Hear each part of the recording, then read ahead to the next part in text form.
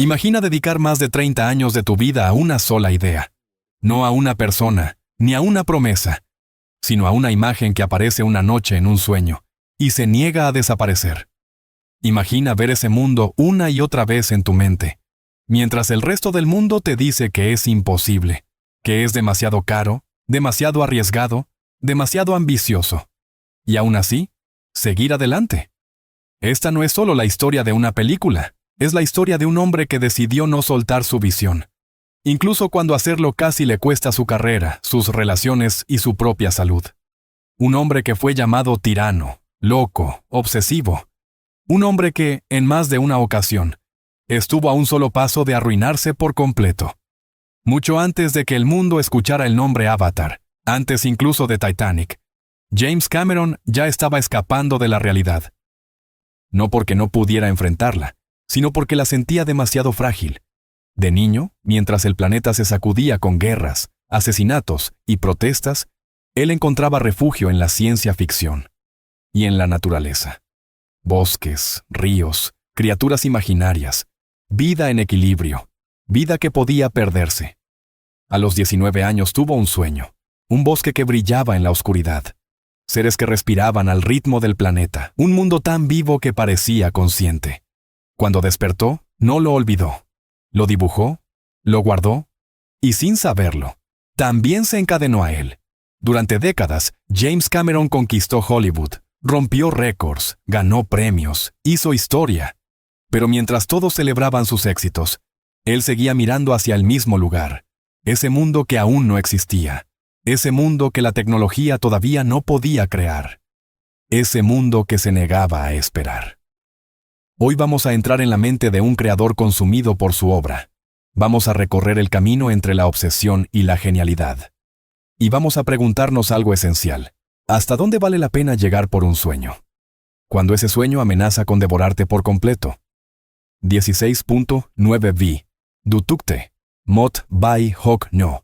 Va chuyen Joan Mot Sang Fan Tiep Theo. James Cameron no creció en un mundo tranquilo. Mientras muchos niños recuerdan su infancia como un refugio, la suya estuvo marcada por una sensación constante de amenaza. Los años 60 no eran una época amable para soñar sin miedo. Había guerras transmitidas por televisión, líderes asesinados, ciudades ardiendo en protestas, y una humanidad que parecía avanzar, pero también perderse.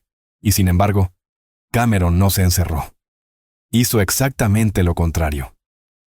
Mientras veía películas de ciencia ficción y leía novelas sobre otros planetas, pasaba horas caminando por bosques, explorando ríos, observando insectos, plantas, animales. No lo hacía como un simple pasatiempo. Lo hacía con atención casi científica, como si intuyera que allí había algo importante. La naturaleza no era solo un escenario bonito, era un sistema vivo, frágil, perfectamente equilibrado y fácil de destruir. Esa dualidad marcó su imaginación para siempre. Por un lado, el futuro tecnológico, las máquinas, el espacio, la guerra. Por otro, la vida orgánica, silenciosa, que no grita, pero resiste. Desde muy joven, Cameron empezó a mezclar ambos mundos en dibujos, historias y pequeños proyectos que tardaba semanas en terminar. No porque fuera lento, sino porque nunca sabía cuándo algo estaba lo suficientemente bien. Ahí aparece su mayor virtud y su mayor problema, el perfeccionismo. No era el tipo de niño que terminaba un dibujo y pasaba al siguiente. Volvía una y otra vez al mismo trazo, al mismo detalle, corrigiendo, ajustando, buscando una versión que solo existía en su cabeza. Muchos ven eso como talento, otros como obsesión. En su caso era ambas cosas. Con los años, esas primeras inquietudes se transformaron en una idea muy clara, aunque todavía invisible. El verdadero conflicto no estaba entre humanos y alienígenas, sino entre el progreso y sus consecuencias, entre conquistar y comprender, entre ganar y destruir. Y aquí aparece una primera lección, sencilla pero poderosa.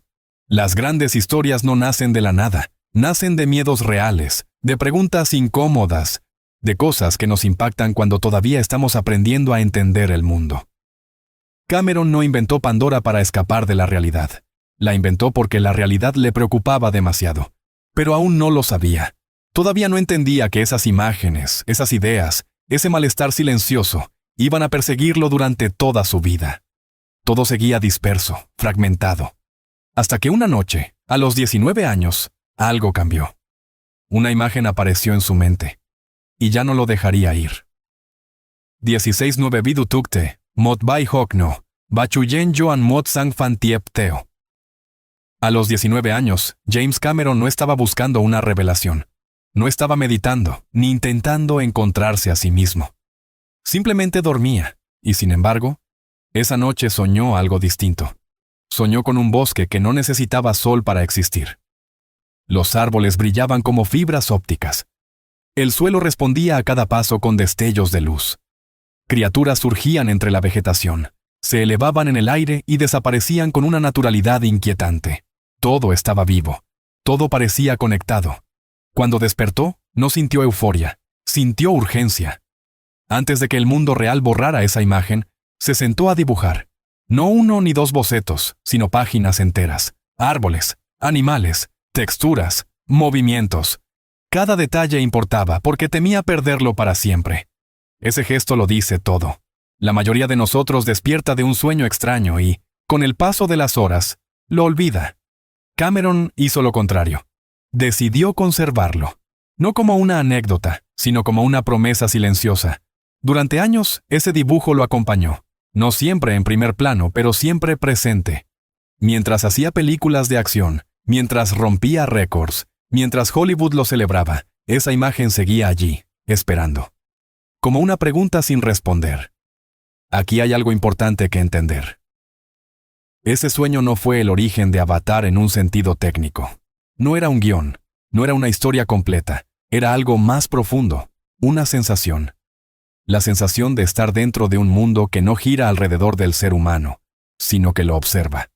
Muchos artistas hablan de ideas que los eligen. No son ideas prácticas, ni rentables, ni oportunas. Son ideas que regresan una y otra vez, incluso cuando intentas ignorarlas. Eso fue Pandora para Cameron. Y aquí aparece una segunda lección. Simple, pero incómoda. Si una idea vuelve constantemente, no es casualidad. Tal vez no esté lista, tal vez tú no lo estés. Pero ignorarla suele ser más costoso que enfrentarla. Cameron no abandonó ese mundo porque aún no podía hacerlo realidad. Lo dejó dormir, sabiendo, aunque no lo admitiera, que algún día tendría que volver a él. Y mientras tanto, siguió creando, aprendiendo, empujando los límites de lo posible. Casi como si toda su carrera fuera una preparación inconsciente. Pero ese tipo de obsesiones no vienen solas. Tarde o temprano, exigen algo a cambio. Y en el caso de James Cameron, el precio empezó a revelarse cuando el éxito llamó a su puerta, y él decidió no soltar el control. 16.9 Vidu Tukte, Mot Bai Hok No, Bachuyen, Joan Mot Sang Fan Tiep Teo. El éxito llegó antes de que James Cameron estuviera preparado para soltar nada. Muy joven, empezó a ganar batallas que muchos directores solo sueñan con pelear una vez en la vida. The Terminator lo puso en el mapa. Aliens confirmó que no era casualidad, y cada nuevo proyecto era más grande, más complejo, más exigente que el anterior. Desde fuera parecía una historia perfecta. Desde dentro, era otra cosa. Cameron no celebraba sus victorias como los demás. Para él, cada logro era solo una prueba de que podía exigir aún más. Más control, más precisión, más sacrificio. En los rodajes empezó a notarse con claridad. Si algo no salía como él lo imaginaba, se repetía. 1 vez, 10 veces, 20 veces. No importaba el cansancio, el presupuesto o el clima. Lo único que importaba era alcanzar esa versión ideal que existía solo en su cabeza. Muchos actores y técnicos lo recuerdan como una experiencia extrema. Gritos. Tensión constante. La sensación de que nunca era suficiente. No porque fueran incompetentes, sino porque Cameron no negociaba con el casi. Para algunos, eso era intolerable. Para otros, una escuela brutal que los obligaba a dar lo mejor de sí. Ahí está la contradicción que define esta etapa de su vida. El mismo perfeccionismo que elevaba sus películas. También erosionaba a las personas que las hacían posibles. Un ejemplo claro fue The Abyss. Una película ambiciosa, rodada en condiciones físicas agotadoras, con escenas submarinas que nadie había intentado antes. El rodaje se alargó, el presupuesto se disparó y los conflictos fueron constantes. Cuando la película se estrenó, no fue el desastre que algunos esperaban, pero tampoco el triunfo rotundo que justificara todo ese sufrimiento. Por primera vez, Hollywood empezó a preguntarse si Cameron estaba cruzando una línea peligrosa. Y por primera vez, él sintió que su obsesión podía costarle más que dinero o prestigio. Aquí hay una lección incómoda pero necesaria. La excelencia tiene un precio. Pero cuando ese precio siempre lo pagan los demás, el éxito se vuelve frágil. El control absoluto puede producir grandes resultados, hasta que se convierte en un enemigo silencioso. Aún así, Cameron no cambió. No todavía. Porque en su mente, The Abyss no fue un error, fue un ensayo, una prueba técnica, un paso más hacia ese mundo que seguía esperando en silencio. Y mientras Hollywood dudaba, mientras su reputación se volvía cada vez más extrema, Cameron ya estaba mirando más lejos. Estaba empezando a entender que la historia que quería contar, esa historia nacida de un sueño, no solo necesitaba valentía, necesitaba algo que aún no existía. 16-9 Vidu Tukte, Mot Bai Hok No. Va Chuyen Joan Mot Sang Fan Tiep Teo. Con el paso del tiempo, aquella imagen del bosque luminoso dejó de ser solo un recuerdo. Empezó a tomar forma. A mediados de los años 90, James Cameron se sentó a escribir. No un guión tradicional, sino algo más íntimo y ambicioso. Un tratamiento de casi 80 páginas. Allí estaba todo. Un futuro contaminado. Una corporación dispuesta a conquistar un mundo ajeno. Un hombre roto que recupera su cuerpo al habitar otro. Y en el centro, un planeta vivo que no se deja someter sin luchar. Lo llamó Avatar. Sobre el papel, la historia no parecía revolucionaria. De hecho, con el tiempo muchos la resumirían de forma cruel. Pocahontas en el espacio. Un forastero llega, se enamora, cambia de bando y defiende a un pueblo indígena. Nada que el cine no hubiera contado antes. Y eso no era un error. Era una decisión. Cameron entendía algo que muchos creadores olvidan cuando se obsesionan con ser originales. Cuanto más radical es la forma, más humano y reconocible debe ser el fondo. Si iba a pedirle al público que creyera en criaturas azules, selvas bioluminiscentes y un mundo completamente digital, necesitaba una emoción simple, directa, universal. Pertenecer. Elegir quién eres. Decidir de qué lado estás cuando todo se derrumba. Jake Sully, un exmarín sin rumbo, atrapado en un cuerpo que ya no responde, no era un héroe clásico. Era un hombre vacío. Y Cameron sabía que el espectador podía reconocerse en eso. No en la épica, sino en la pérdida. No en la guerra, sino en la posibilidad de empezar de nuevo. Aquí aparece una lección clave para cualquier narrador. Las historias que perduran no siempre son las más complejas. Son las que permiten al espectador entrar sin esfuerzo y quedarse por emoción. La originalidad no está en inventarlo todo, sino en hacer que lo conocido se sienta vivo otra vez. Pero había un problema enorme. Cameron podía ver Pandora con absoluta claridad en su mente. Sabía cómo respiraba, cómo brillaba, cómo se movía. Sabía cómo debían expresarse sus habitantes, cómo una mirada debía decir más que 1000 palabras. Y el mundo real todavía no podía hacerlo. No importaba cuán poderoso fuera su nombre, ni cuántos éxitos acumulara. La tecnología simplemente no estaba lista. Los rostros digitales no transmitían emoción. Los ojos estaban muertos. El alma no llegaba a la pantalla. Así que Cameron hizo algo que pocos en su posición se atreverían a hacer. Guardó el proyecto. No porque dudara de él, sino porque se negó a hacerlo mal. Y esa decisión, silenciosa y dolorosa, marcaría el inicio de la espera más larga de su carrera. 16.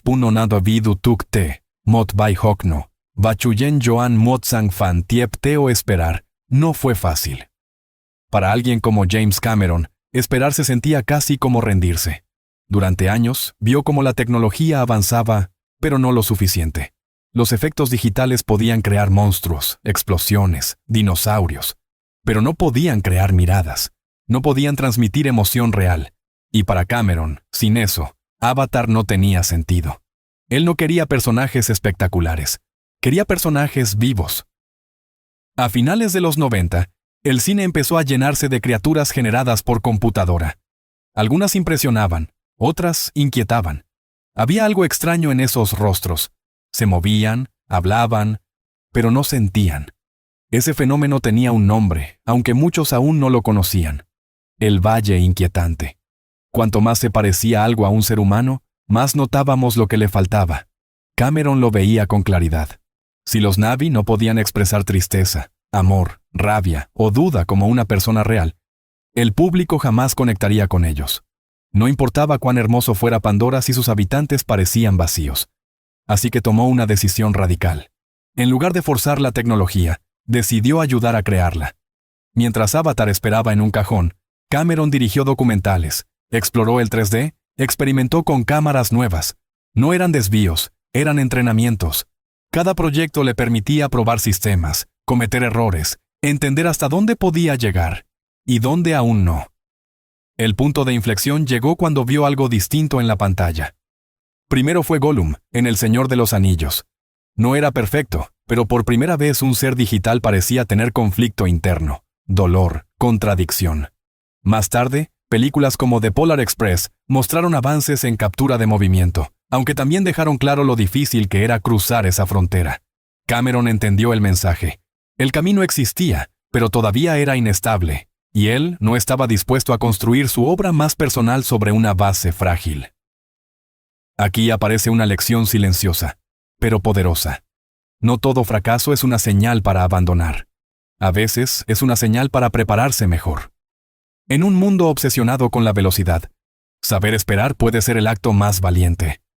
Finalmente, a comienzos de los años 2000, Cameron sintió algo distinto. No certeza absoluta, pero sí una intuición clara. Por primera vez, la tecnología estaba empezando a alcanzarlo. Y cuando eso ocurrió, no dudó. Después de más de una década de espera, estaba listo para volver a tocar esa puerta. La pregunta ya no era si haría Avatar. La pregunta era cuánto estaba dispuesto a arriesgar para hacerlo realidad. 16, 9 V Du. Tukte, Mot Bai Hok No. Va Chuyen, Joan Mot Sang Fan Tiep Teo. Cuando James Cameron volvió a hablar de Avatar, no lo hizo con timidez. Lo hizo como alguien que ha esperado demasiado tiempo. A comienzos de los años 2000, llegó a los estudios con dos proyectos bajo el brazo. Uno era más seguro, más comprensible, más normal para Hollywood. El otro era Avatar, caro, riesgoso, extraño y para muchos ejecutivos innecesario. La reacción fue previsible. Les gustaba la ambición, pero no el mensaje. Les fascinaba el espectáculo, pero no la ecología. Querían acción, no reflexión. Querían controlar el riesgo. Cameron escuchó todo eso en silencio. Y luego dijo algo que solo alguien con su historial podía permitirse decir. Que no estaba interesado en hacer la película más cómoda, sino la película que sentía necesaria. Las reuniones se alargaron durante semanas. Se habló de presupuestos imposibles, de retrasos constantes, de la fama de Cameron como director inflexible. Algunos dudaban si estaban más locos por dejarlo hacerla, o si él estaba más loco por insistir. Al final, llegó el compromiso. Antes de invertirlo todo, el estudio quería ver una prueba, algo concreto. Algo que demostrara que esa criatura azul podía emocionar como un ser humano. Le dieron una cantidad limitada de dinero y una condición clara: convencerlos con imágenes. Cameron aceptó sin dudar. Se encerró con un pequeño equipo técnico y trabajó como si su carrera dependiera de ello. Porque, en el fondo, así era. Esa prueba no solo tenía que mostrar tecnología, tenía que demostrar alma. Cuando los ejecutivos finalmente vieron el material, el ambiente cambió. No era perfecto, pero había algo distinto, una mirada, una presencia, una emoción difícil de explicar. Avatar recibió luz verde. Aquí hay una lección importante, especialmente para quienes crean algo nuevo. Las ideas grandes rara vez se aprueban de inmediato. Necesitan pruebas, necesitan paciencia, y a veces necesitan que alguien esté dispuesto a arriesgar su reputación para defenderlas. Con el proyecto aprobado, James Cameron consiguió algo casi impensable en Hollywood. Tiempo, años para planificar, años para construir. Años para equivocarse antes de rodar una sola escena definitiva. Pero ese regalo tenía un precio. Las expectativas eran enormes. El presupuesto crecía, la presión también. Y ahora que la máquina estaba en marcha, ya no había vuelta atrás. Porque lo más difícil No era convencer a los estudios. Lo más difícil estaba a punto de comenzar. Convertir un mundo inexistente en una realidad emocional. Y pedirles a actores de carne y hueso que creyeran en él antes que nadie. 16.9 Vi du tukte, mot bai hok no. Va chuyen joan mot sang fan tiep teo. Convencer a un estudio era solo el primer obstáculo. Convencer a las personas sería mucho más difícil. Cuando llegó el momento del casting, James Cameron tomó otra decisión polémica. No quería grandes estrellas. No quería rostros que el público reconociera de inmediato. Quería actores que pudieran desaparecer dentro de Pandora sin arrastrar su fama detrás. Para el estudio, aquello era una locura. El presupuesto era enorme. El riesgo, absoluto. Necesitaban nombres conocidos que dieran seguridad. Cameron, en cambio, recordaba algo muy simple. Antes de Titanic, Leonardo DiCaprio tampoco era una garantía. La búsqueda fue larga y frustrante. Algunos actores famosos rechazaron el proyecto. Otros lo escucharon con interés, pero dudaron al comprender lo que implicaba. Meses actuando en trajes llenos de sensores, escenarios vacíos, criaturas que solo existirían años después en una computadora. Finalmente, Cameron encontró lo que buscaba. Sam Worthington no era una estrella. Estaba lejos de serlo. Tenía hambre, disciplina y una vulnerabilidad que encajaba perfectamente con Jake Sully. Zoe Saldaña aportó algo distinto. Control corporal, intuición física, la capacidad de expresar emociones intensas, incluso sin maquillaje ni decorados. Pero el verdadero desafío no era elegirlos, era prepararlos. Antes de rodar una sola escena, el elenco pasó por entrenamientos físicos, combate, manejo de armas, aprendizaje de un idioma inexistente. Y no solo eso, Cameron los llevó a la selva. Quería que caminaran juntos, que se movieran como un grupo, que entendieran el concepto de tribu. No estaba formando actores, estaba formando habitantes de otro mundo. Aquí hay una lección que suele pasar desapercibida. Las grandes interpretaciones no nacen solo del talento, nacen del contexto, del tiempo compartido, de la experiencia vivida antes de que la cámara se encienda. Cuando el rodaje comenzó, muchos entendieron por qué tantos actores habían rechazado el proyecto. No había decorados espectaculares, no había criaturas reales, solo un espacio gris, cámaras, sensores, y la exigencia constante de imaginarlo todo. Actuar en Avatar era actuar en el vacío, y hacerlo bajo la mirada de un director que no aceptaba medias tintas. Aún así, algo inesperado ocurrió. Cameron, conocido por su dureza, empezó a cambiar. No del todo, pero lo suficiente. Había aprendido, en proyectos anteriores, que el control absoluto no siempre producía mejores resultados. Escuchaba más, explicaba más, exigía igual, pero con otro tono. El rodaje fue largo, intenso, agotador. Y cuando finalmente terminó, muchos pensaron que lo peor había pasado. No sabían que para James Cameron, la verdadera película apenas estaba empezando. Porque si crear Pandora había sido difícil, perfeccionarla, cuadro por cuadro, estaba a punto de convertirse en su prueba más dura. 16.9 Vi du tukte, mot bai hok no, va chuyen joan mot sang fan tiep teo. Cuando se apagaron las cámaras, nadie respiró aliviado, al menos no James Cameron. Para muchos directores, el final del rodaje es una liberación. Para él, era el comienzo del verdadero trabajo. Durante meses, que pronto se convirtieron en años, Cameron se encerró en salas oscuras junto a cientos de artistas digitales. Cada escena pasaba por sus ojos una y otra vez. No buscaba errores evidentes. Buscaba imperfecciones invisibles para casi todos. Un gesto que duraba una fracción de segundo. Una mirada que no transmitía lo suficiente. Un parpadeo mal sincronizado.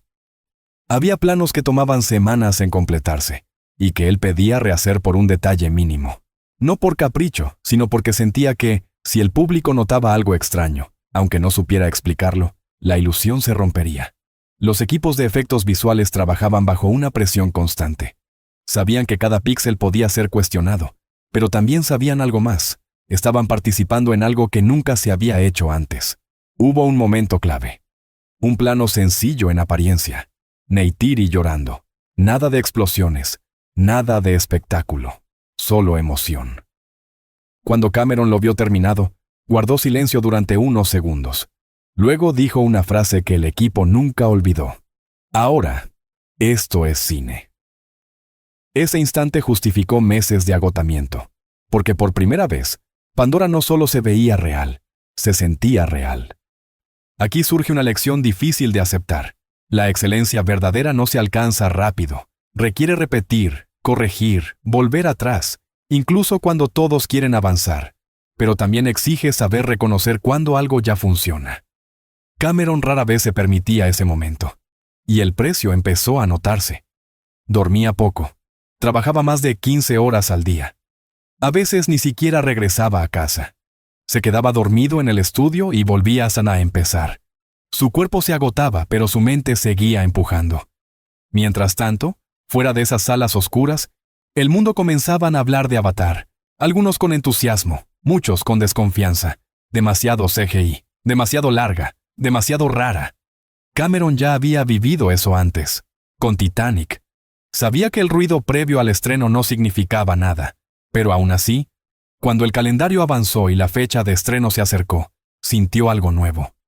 No miedo al fracaso económico, sino una duda más íntima. ¿Y si el público no sentía lo mismo que él había sentido durante todos esos años? Con esa pregunta en mente, hizo lo impensable una vez más. Volvió a la sala de edición, cortó escenas, ajustó ritmos, afinó detalles hasta el último momento posible, porque si Avatar iba a caer, al menos debía hacerlo siendo exactamente la película que él había soñado. Y entonces, finalmente, llegó el día. El momento en que Pandora dejaría de ser solo su obsesión, para enfrentarse al mundo real. 16-9 Vidu Tukte, Mot Bai Hok No. Va Chuyen Joan, Muot Sang, Fantiep Teo. El estreno no fue una explosión inmediata de euforia. Fue algo más silencioso. Y más poderoso. Las primeras proyecciones terminaron y la gente salía de la sala sin hablar demasiado. No porque estuvieran decepcionados, sino porque necesitaban unos segundos para volver, para recordar dónde estaban, para aceptar que, durante casi 3 horas, habían vivido en otro lugar. Eso era lo que Cameron quería, no aplausos instantáneos. Inmersión. Poco a poco, algo empezó a cambiar. Las entradas se agotaban, las funciones se llenaban de nuevo. La gente volvía a verla, no una, sino 2 y 3 veces. No para entender la historia, que era sencilla, sino para sentir Pandora otra vez. Avatar no solo fue un éxito de taquilla, fue una experiencia compartida. Transformó la forma en que el público percibía el cine en 3D, obligó a las salas a modernizarse, y demostró que una historia con mensaje ecológico, sin grandes estrellas y ambientada en un mundo completamente digital, podía conectar con millones de personas. James Cameron había vuelto a romper un récord. Había superado incluso a Titanic. Pero, fiel a su naturaleza, no celebró como se esperaba. Para él, el triunfo no estaba en los números. Estaba en haber sido fiel a esa imagen que lo acompañaba desde los 19 años. Aquí aparece la última lección de esta parte del viaje. El éxito verdadero no siempre se siente como una victoria ruidosa. A veces, se siente como alivio. Como la paz de saber que no traicionaste aquello que te impulsó a empezar. Sin embargo, cuando el mundo aún celebraba, Cameron ya estaba inquieto. Porque Pandora no era una historia cerrada, era un mundo. Y los mundos, cuando se crean de verdad, piden ser explorados más allá del primer viaje. Así, mientras Hollywood se preguntaba si Avatar había sido un milagro irrepetible, James Cameron volvía a hacer lo que siempre había hecho. Mirar más lejos, imaginar más profundo, y prepararse para regresar a Pandora, aunque eso significara empezar otra vez desde cero. 16-9 Vidu Tukte, Mot Bai Hok No, Va Chuyen Joan, Muot Sang Fantiep Teo. El problema de crear un mundo tan grande es que nunca te deja en paz. Aunque lo cierres, aunque lo completes, siempre parece pedir algo más. Después del éxito de Avatar, James Cameron anunció lo impensable, no una secuela, sino varias. No como una franquicia improvisada, sino como una historia larga, planificada, que se extendería durante años. Para muchos, sonaba a locura. Para él, era simplemente coherente. Pero el camino de regreso a Pandora no fue sencillo. Aparecieron demandas, acusaciones de plagio, comparaciones inevitables con otras historias sobre pueblos indígenas y mundos explotados. Cameron respondió de la única forma que sabía, con hechos. con bocetos antiguos, con ideas que había guardado durante décadas.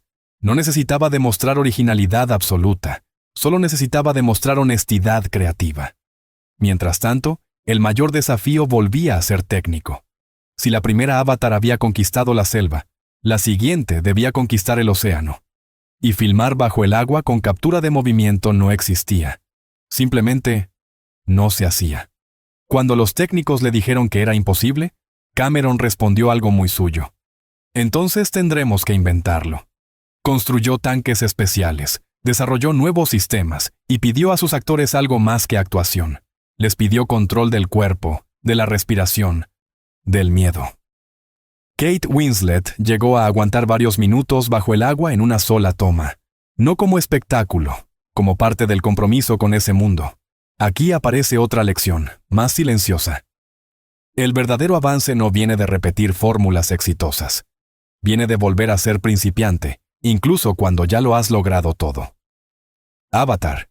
The Way of Water tardó años en llegar. Muchos dudaron, otros perdieron interés, pero cuando finalmente se estrenó, ocurrió algo familiar. El público volvió. Pandora seguía viva. No era solo nostalgia, era continuidad emocional. Hoy, mientras Cameron sigue trabajando en las siguientes entregas, una pregunta flota en el aire. ¿Es Avatar su mayor creación? ¿O su mayor prisión? Tal vez ambas cosas. Porque hay artistas que crean obras, y hay otros que crean mundos, y cuando eso sucede, la obra deja de pertenecerles por completo. En el último tramo de esta historia, queda algo por entender. No sobre tecnología ni sobre taquilla, sino sobre lo que ocurre cuando un sueño te acompaña toda la vida. Y decides no soltarlo nunca.